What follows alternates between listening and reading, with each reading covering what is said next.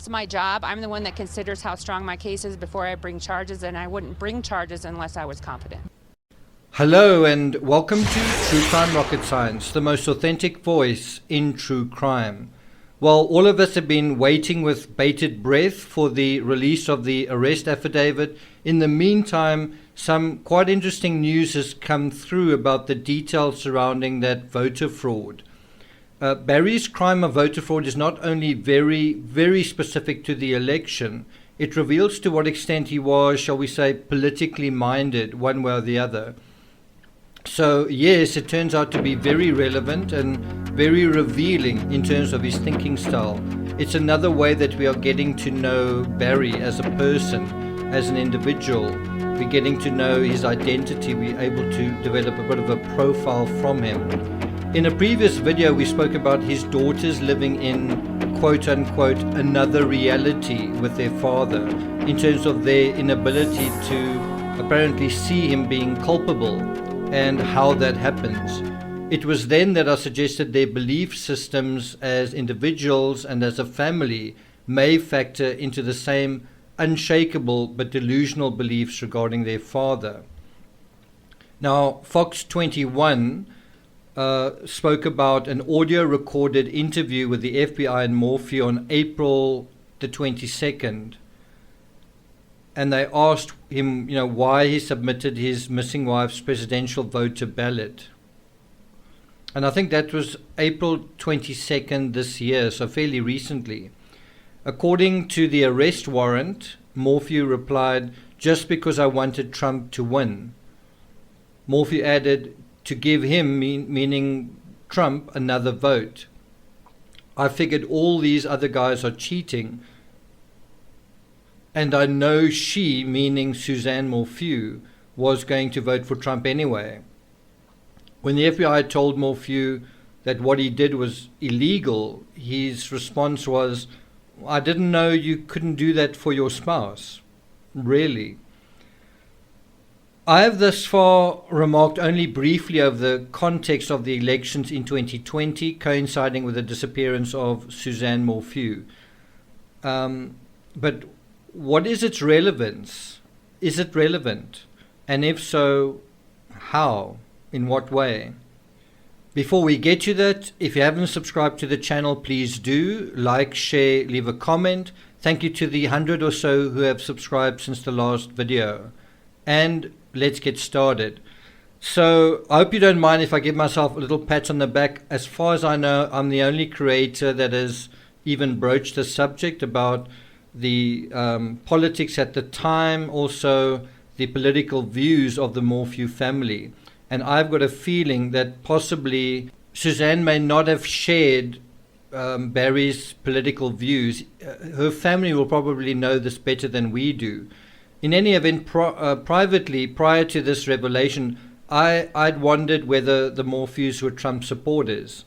According to the article, Barry said he was, and now it makes sense that Trump's hegemonic masculinity would resonate with someone who built his sense of self on the myth of the mountain man. I mean, we get this not only from Barry himself, from photos of Barry, from Barry's own demeanor, the way that he talks. There's a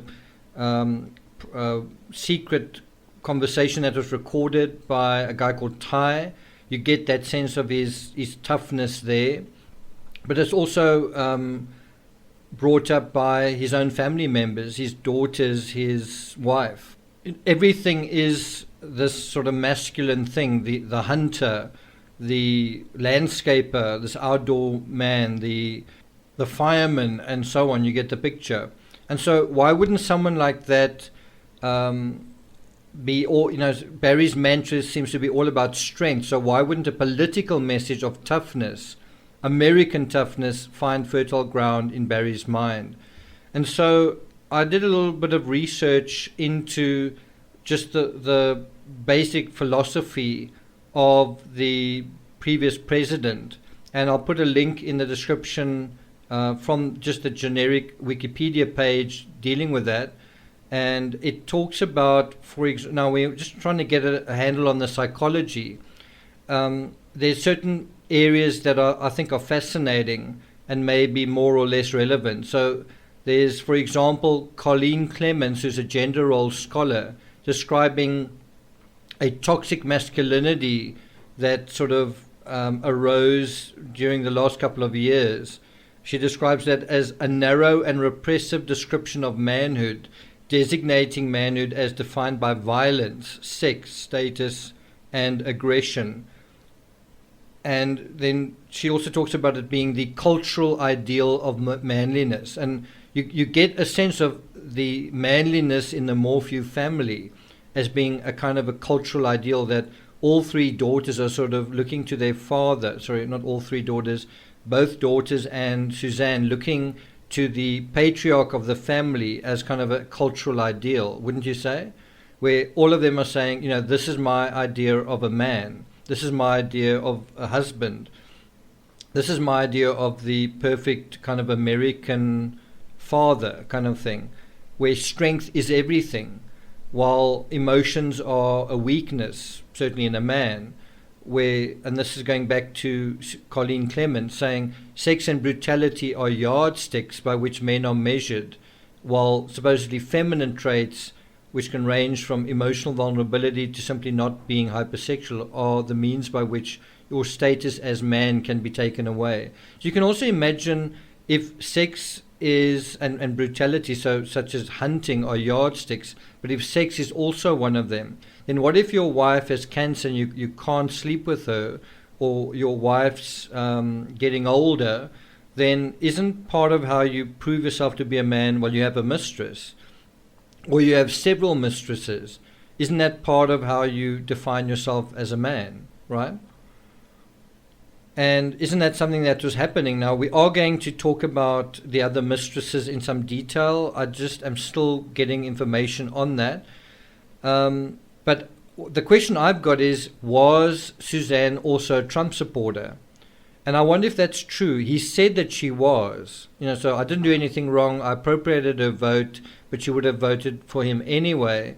But if she wasn't a supporter, if Suzanne wasn't a supporter, or even merely just more moderate than her husband, that could be a major reason for conflict between the couple. So if you're looking for reasons why they might not have gotten along, well, what about the election year? And what if they had a disagreement in terms of their politics at a time when tensions for all Americans went sky high? So, you might think, what on earth can you say about this particular subject? Well, if I put the ball back into your court, put the cards back onto your table, and just say, in terms of your family, your partner, people close to you, did you have any arguments about the election? Did you have any disagreements? Did your relationship with whomever suffer because of what was going on in 2020 politically? So let's bring it back to the Morphews. Specifically, what impact did the Morphews brand of Christianity play, right? And I think you can actually take this into the Laurie Vallow case as well. What brand of their beliefs was kind of playing out at the same time? And once again, we go into that Wikipedia article. This I'm quoting a theologian, Michael Horton, and he refers to Christian Trumpism representing the confluence of three trends that have come together. And these are Christian Americanism, which is also known as American exceptionalism, end times conspiracy, and the prosperity gospel. So let's just go through that again. American exceptionalism, end times conspiracy, which is the end of the world, doomsday, and prosperity gospel. And I think all of that applies to the Laurie Vallow case as well, especially end times conspiracy and prosperity gospel. Christian Americanism is the narrative that God specially called the United States into being as an extraordinary, if not miraculous, providence. Right? It's, I think, a little bit like Israel, America feeling a bit like Israel, that, well, we God's chosen people, we are God's chosen nation. Now, you can imagine any other country saying the same thing. How would you feel about it? Can you imagine if Australia said, you know what, God has actually chosen us. We are God's people. And then let's say Argentina says the same thing. And then let's say Angola or something like that. It's fine if you, that country, but if you're not, it kind of creates a bit of a strange scenario, right? And you know what is going on right now with Israel and Palestine. So it can create just a sense of exceptionalism and entitlement, and that, we are, nothing against you, but sorry, we better than you because God, we're in God's favor, you not, sorry. The end times conspiracy refers to the world's annihilation, figuratively or literally, and this is going to happen because of some conspiracy. There's some evil that is out there, and so the world is going to end. And all of this sort of creates both tension and also a sense of, well, don't worry, I'm safe within the bosom of God's chosen country. So if the world does go to hell, if the world is annihilated, I'll be fine because I'm in this country. If God is with us, who can be against us, kind of thing. But I think what plays far more into the Morphew scenario here is prosperity gospel. If you look at the house, if you look at all of that is going on, the living beyond their means, I think that is going on a lot all over America. Prosperity gospel plays into people's greed, that it's God's will that we be rich and we are entitled simply based on our positive speech. So there's not much difference from saying words, prayers even, and magicians and wizards like Harry Potter conjuring with words. You say something and then suddenly something manifests in the air, and thus creating the reality we want. So you've also got to look at things like The Secret and multi-level marketing, where if you say certain things, well, the universe will just conspire to make it happen.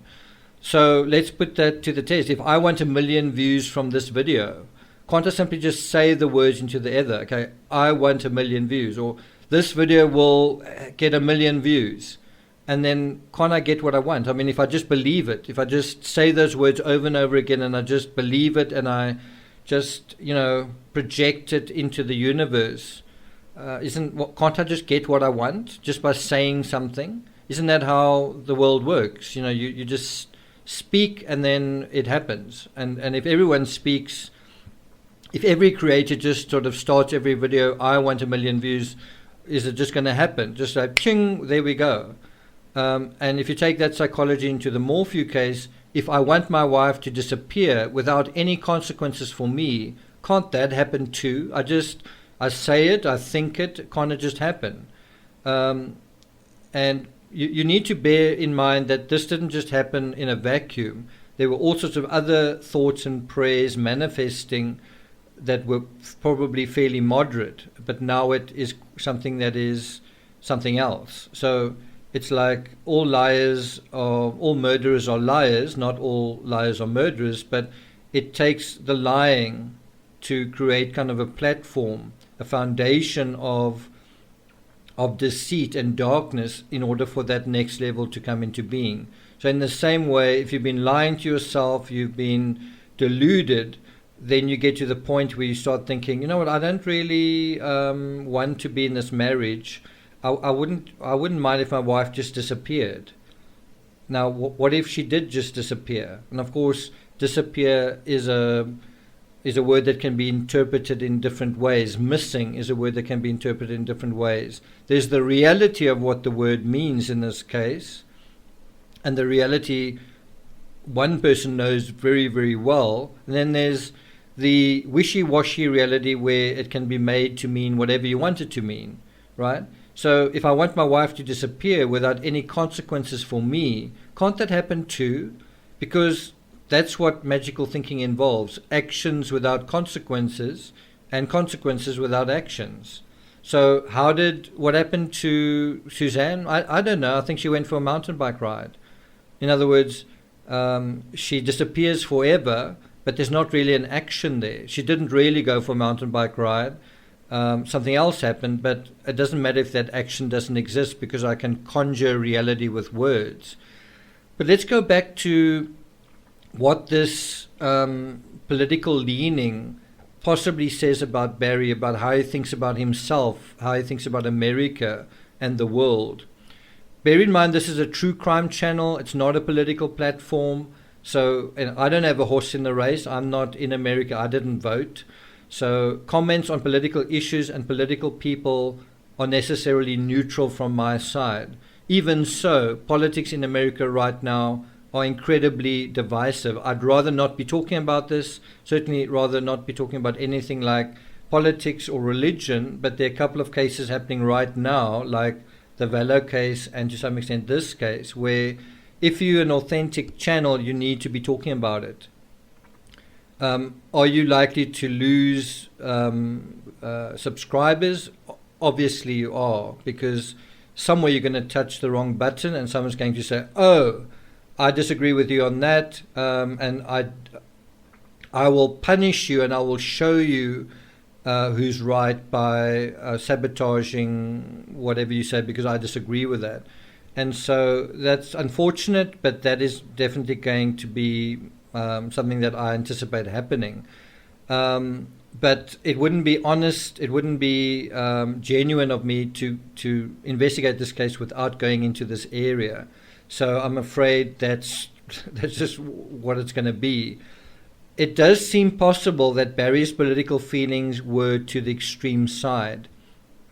Note the word possible rather than moderate. Probably they started off as moderate. I think that's true in a quite a general sense with everything. Things start off as moderate and then they go somewhere. I also think if you say Barry's political feelings had become quite extreme, I also think it's fair to say the average person likely doesn't commit voter fraud and doesn't appropriate his or her wife's vote in their absence. So I don't think what has happened here with Barry, with his wife disappearing and him voting on her behalf, I don't think that is average or the actions of a moderate person. It's something that is definitely, the pendulum is starting to tick away to one side. And you might take issue with that and say, no, it's absolutely normal what he did. I don't think there's anything unusual with it. Or I'm very sure that the other side did it even more, and maybe almost everybody did it, or something like that. We could also say, well, there's likely a difference in a moderate political position on a particular candidate and a position that isn't moderate. I think we can all agree that what happened to Barry's wife wasn't the work of a moderate individual. And that's really the point I'm trying to make, is I'm trying to say Barry isn't a moderate individual. You can see it in the way that he projects himself as a tough guy, as a mountain man. He's not average, and he doesn't want to be average. When he was in high school, he wasn't average either. I do think there is a sense that he was becoming average, that he was trying to get away from, meaning he's getting older, he's a landscaper after all, he's living in a big castle, but he can't afford that either, and so it's this gradual entropy that is pulling him down, that he's trying to resist. And one wonders whether he didn't feel that wasn't his wife holding him back in some way. Wikipedia provides, as I say, a few generic descriptions of Trumpism, including the idea that Trumpism isn't theory or ideology, it's about emotion, right? Now, the irony with that is, if Trumpism is about emotion, thinking emotionally, believing emotionally, reacting emotionally, then, and you might think it's none of those things, that it's all about actual beliefs, it's about the truth. But anyway, it's defined here as about emotion, but then the irony is the whole vibe of Trump is masculine and tough, and that it's not emotional, it's not emotionally vulnerable. So it's a contradiction in itself. And you might say it's tough and it's, it's tough and strong and it's strength, but it also seems to be all about fear and vulnerability, fear of people coming into the country, fear of crime, fear of that. So it's all about being tough, but then it's tough on the mirror image of something that is causing anxiety, right? One expert, and I think a really good example of that is being tough on coronavirus. Is it being tough to not wear a mask, or are you tough wearing a mask, right? And I think that is just quite a classic example. It does require it requires sweat and discomfort to wear a mask. It's not something easy to do. But apparently you are a tough person if you don't wear a mask. No, I'm strong enough, kind of thing. One expert describes that emotion as being specifically about channeling aggrieved entitlement. So you can think about, just again with a mask wearing, oh no, you're taking away my freedoms. I am free to, do what I want to do. You can't tell me to cover up my mouth. And so it's this aggrieved entitlement, but with regard to everything. It's not just something like coronavirus, it's with regard to everything. So are those words, aggrieved entitlement, can they apply to Barry? Are those words he applied to himself? The sociologist Michael Kimmel defines this aggrieved entitlement as, quote, that sense that those benefits to which you believed yourself entitled have been snatched away from you by unseen forces larger and more powerful. You feel yourself to be the heir to a great promise. So it's kind of a prosperity doctrine thing. And what is this great promise? It's the American dream, which is turned into an impossible fantasy for the very people who are supposed to inherit it.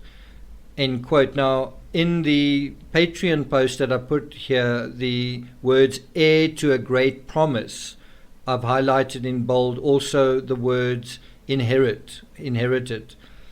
So think about it. Could this sense of aggrieved entitlement be something that resonated with Barry? Well, of course. Did the baseball hero from the now broken, cracking, and empty shell of Alexandria, Indiana, didn't he feel precisely the same way about his American dream being snatched away? I mean, what is a more American dream than becoming a baseball hero? What is more American than baseball? So it wasn't because of an injury or because he wasn't good enough. It was someone else's fault that he didn't get his American dream. It was someone else's fault that he was losing his home and everything else that wasn't going his way. And so, of course, inheritance plays a big role in this too. Suzanne's inheritance, apparently she was going to, if she was going to leave him and if she was going to inherit, and apparently she did inherit $500,000 from her late mother. I've heard this rumored. I don't know this for a fact. Maybe her family members can confirm this. But if that's true, then that was going to be snatched away from him, despite him being there for her and doing everything right, a la Chris Watts. Now, interestingly, in the Scott Peterson case, you also have this issue of inheritance and then the other spouse being in debt and wanting to get his paws on that money. And in Lacey Peterson's case, she was going to inherit, I can't quite remember the amount, I don't know if it was $120,000 or $200,000, but in cash and in jewelry. And at the time of her death, and a lot of people don't know this, she was pawning, or somebody was pawning Croton watch and jewelry and all sorts of things. And, Scott Peterson couldn't really, wasn't really a success in terms of his work. And he also wanted to sell the house, and he would also trade in her vehicle and buy a new truck. All of it's a carbon copy of Barry Morphew. And you kind of got to just look at what is happening. You have, on the one hand, the spouse disappearing. She didn't die, she disappeared. And on the other hand, the sudden rush to dispose of major assets like houses and cars. And then think about things like prosperity doctrine and inheritance and debt and death and how they all play together. I'm going to turn this person into water or dust, and in exchange I'm going to get money, I'm going to get gold, and then I'm going to be able to live my American dream. Isn't that what's happening here? So let's just think about how did it manifest. According to media scholar Daniel Kreis, quote, Trump gave these strangers in their own land the hope that they would be restored to their rightful place at the center of the nation, and provided a very real emotional release from the fetters of political correctness that dictated that they respect, for example, those of other faiths. Those of other faiths today could feel like someone who just has a different political view. So I think today there's so much divisiveness. If someone has a different political leaning, it feels like they are of a different faith. Like if you're a Christian, they're a Muslim. If you're a Christian, they're a Buddhist. If you're a Christian, they are whatever.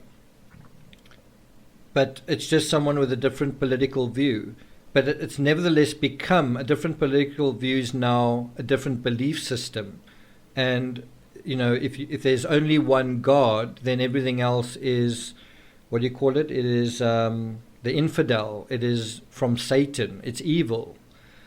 Now think about that on social media, in particular through the president at the time, and in particular during the election year, he tended to rubbish news and information he disagreed with. So what happens with a figure in authority, almost godlike, conjuring with reality, undermining certain institutions while reinforcing others that necessarily support him? Let me say that again.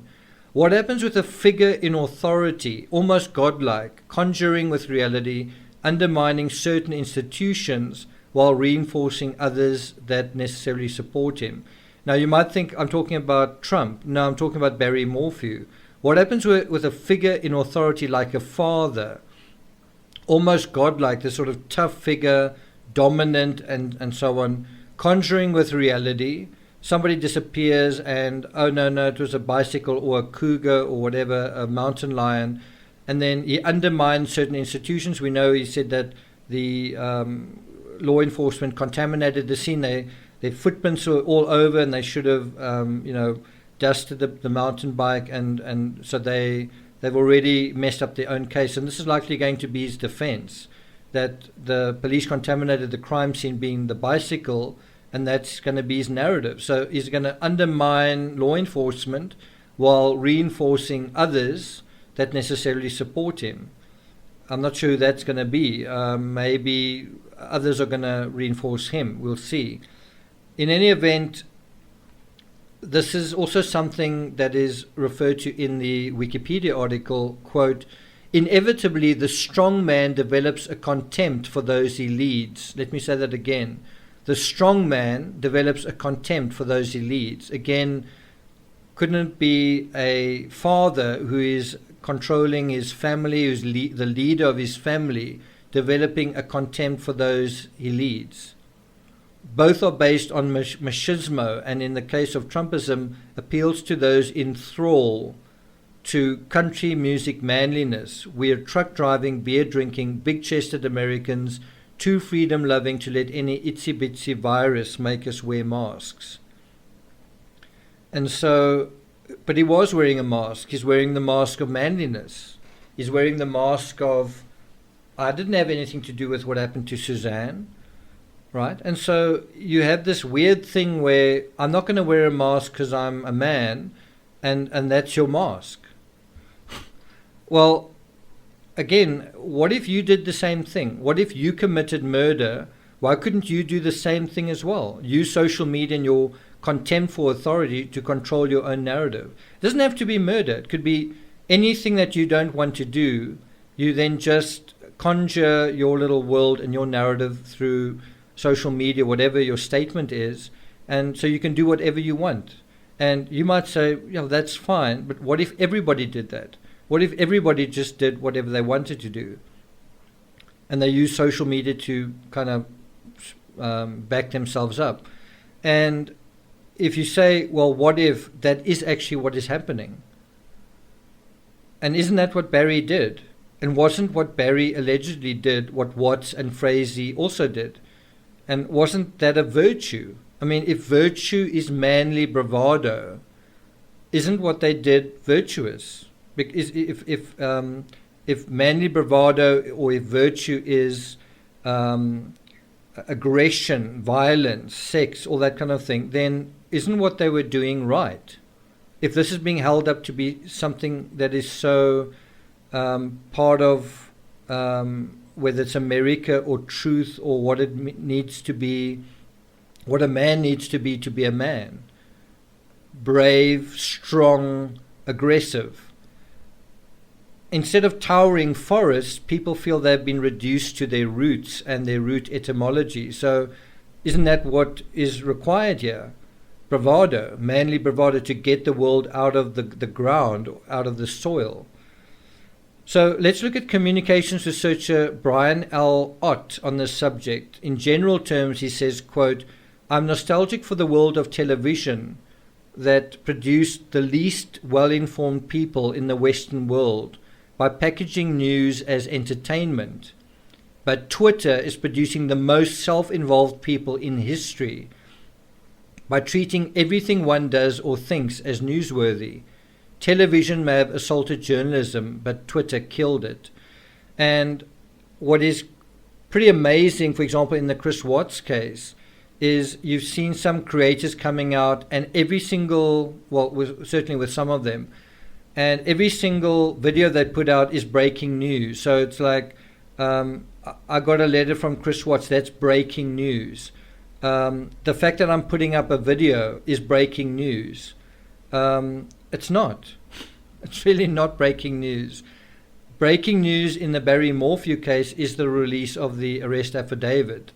That's kind of a developing story, and that's breaking news. But it's something that social media have appropriated from the mainstream media, and it's 99% of the time it's absolutely not newsworthy at all. But if the news can be taken down, like David taking down Goliath, what's to stop nefarious people doing what they want to do and simply lying about it when it suits them? And again, I want you to think about certain creators on YouTube talking about true crime. What's to stop, if you can take down the news, what is stopping people with an agenda, people who aren't really qualified, and people who are benefiting at the expense of certain other things? What is going to stop them lying about things? Well, if you can kind of agree that maybe the mainstream media is to some extent fact-based, and are you saying that social media is more fact-based than the mainstream media? And I can hear a lot of people saying yes. Social media, after all, is about affirmation, not information. Social media is about everybody saying, rah, rah, rah, I agree with you, retweet, like, yes, I couldn't agree more, all that kind of thing. It's not about information. You don't talk about the facts. The facts are dry and boring, just as the mainstream media has become dry and boring. And so also creators on YouTube that talk about facts become dry and boring. And those that talk about conspiracies or, ooh, could it be this, could it be that, and start going into extremes, it all becomes about affirmation. And who needs affirmation more than the invalid, the inauthentic, the miscreants, the liars, the chancers, the crooks, or the criminals? If the news reports on them being suspect or suspicious, deceitful or duplicitous, but the news itself has been undermined, then whatever one says is the new truth, isn't it? And so you have people going on YouTube saying, basically, my investigators have found this and this and this, and that basically trumps the news. And of course, when on the rare occasion that something they said does appear in the mainstream media, then suddenly the mainstream media on that rare occasion is authentic and is validating, and then that is quoted at length to show that. So if we go back to the Wikipedia piece, social trust expert Karen Jones follows the philosopher Annette Beyer in claiming that the masters of the art of creating trust and distrust are populist politicians and criminals. Think about that again. The masters of the art of creating both trust and distrust are criminals. Criminals, they learn that they can create trust with people, and that confidence in their ability to create trust with the people that they want to, and distrust of people that they don't want them to trust. For example, the news media or law enforcement or whatever, or the authorities. That confidence makes them think, well, I can conjure my own reality. I can do something and get away with it. So you might say, like so many people have said, we look from the outside and we say, how on earth did this person think they could do this and get away with it? And it's because they've gotten caught up in their own delusion of creating trust and distrust amongst the people right around them. And so it just seems so easy for them to do this in so many other little things that when they do a big thing, they think, how difficult is it going to be to get away with this? So you might think so. You might think that whatever the news and whatever one's truth or post-truth, you can create trust and distrust. But the law will have its say in this case. The law will decide what is the truth of this matter, not social media, not somebody banging a drum, not someone saying that she went for a ride on a bicycle or a mountain lion did something. The law will have its say. So perhaps the new super truth is the law until further notice. Perhaps the new super truth with everything isn't what is said in the media, it's what the law says. And I suspect that is going to be the next institution to fall, is you will start undermining the justice system. You'll say the judges are corrupt, the law is favoring the wrong people, and if you do away with that, then what do you have left? You'll have the mob left, and the mob will eventually become criminal. You'll have everyone kind of being criminal running around. And then how do you build up society from there? How do you build up society from a scenario where all the institutions have kind of been broken down? And so what we are seeing, and the Barry Morphew case is just one symptom of it, is we're seeing what is being referred to as the re-feudalization of society, which is where society that has been quite free gets stepped back a couple of 100 years and then it's almost like the castle, which is the power base, and everything affiliated with the castle. So the farmers, so in terms of the economic produce and so on, the lawyers in terms of the practitioners of that kind of thing, your priests, all the sort of little systems that come out of that. If you're affiliated with a castle, you're safe. If you're not, you're nothing. And that's kind of a centralization of power, a re-feudalization into crude structures. And in other words, democracy is being undermined. Democracy itself is being undermined. And where did it start? With this whole idea of fake news, with this whole idea of, I don't need facts to know that what I believe is true. And from there, everything can be dismantled and broken down. And what's going to happen if we don't fix up our act as a collective society is the world is going to become stratified and layered. So, if you think about the royal family, it's all very nice and pretty, and the pageantry is all very nice. But if in a real scenario where you have feudalization, if you're not part of that system, you're going to be a peasant. You're going to have the peasants and the castle folk. And that's very different to society today, where you have the middle class, the upper middle class, and you have to some extent stratification, but it's a lot more free, and it's a lot easier to get access and to work hard and to get where you want. In a situation like that, it doesn't matter how hard you work, you're either in or you're out. So just a reality check. Right now, it's the 14th of May. We are waiting for the Colorado Judicial Branch to publish the arrest affidavit. And what is that? It's the truth of the Barry Morphew case. We are waiting upon the authorities, the prosecutors of this case, the justice system, to release the information that is going to tell us what happened, when, what the evidence is, and all that kind of thing, right? Because we rely on that for our information, for facts, for truth. Now imagine if that just wasn't there. If someone could put out a tweet and say Barry is innocent, and if it gets enough retweets, then that becomes the truth, not what is posted on the Colorado judicial branch. Which world would you prefer to live in? Well, I know what the criminals will say. What do you say? I will be doing a live tomorrow at 2 o'clock Eastern Standard Time. That's Saturday, on Barry Morphew, were they equally yoked? And those who've followed the Watts case will know that this is quite a fascinating subject. So stay tuned for that. Remember, it's Saturday, and the subject is about, were the Morphews equally yoked? Thank you for listening. I will publish the news of the affidavit as soon as it comes out, so watch this space. If you haven't subscribed, please do. Like, share, leave a comment. Have a wonderful weekend, and I'll see you guys next time.